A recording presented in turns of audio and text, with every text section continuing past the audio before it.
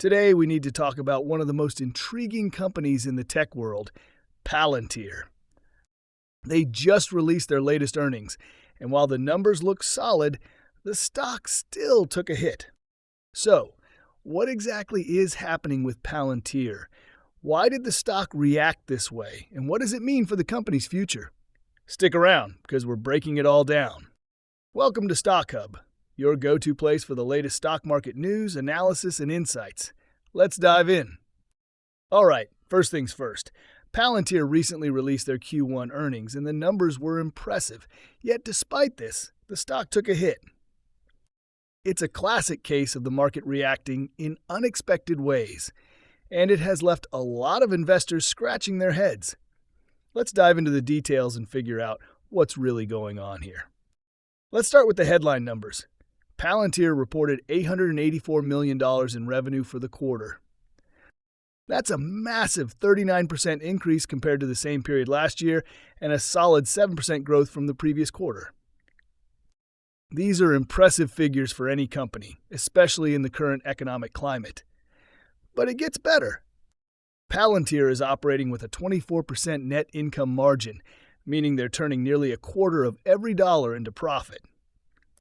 That kind of profitability is rare for a tech company at this stage, and it's one of the reasons Palantir stands out.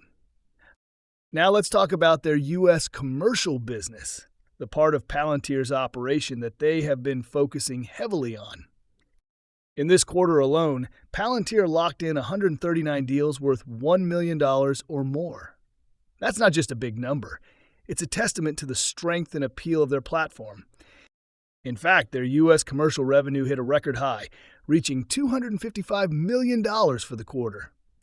If you project that over a year, it's the first time Palantir's U.S. commercial segment is on track to hit $1 billion annually, a significant milestone for the company. But it's not just about signing deals. Palantir's remaining deal value, the contracts they've signed but haven't fully delivered on yet, has soared to $2.3 billion, a 123% increase from the same period last year. This backlog represents a massive potential for future revenue, and it shows that demand for Palantir's technology isn't just strong, it's growing rapidly. One of the biggest drivers behind this growth is their artificial intelligence platform, or AIP. This part of Palantir's business is exploding, effectively transforming the company into a quasi-monopolistic player in its space. AIP is helping Palantir secure long-term, high-value contracts, and it's creating significant barriers for competitors. Simply put, this is the engine powering Palantir's impressive growth, and it's just getting started. On the government side of their business, Palantir is also performing exceptionally well.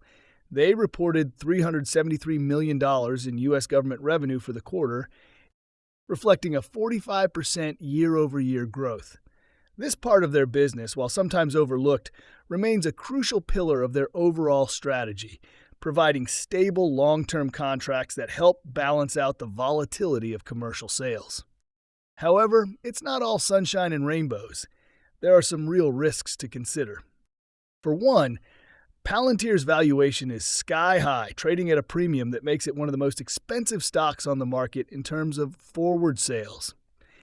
This has made some investors nervous, as high valuations can lead to sharp corrections if growth slows down even a little. There's also the issue of geographic concentration.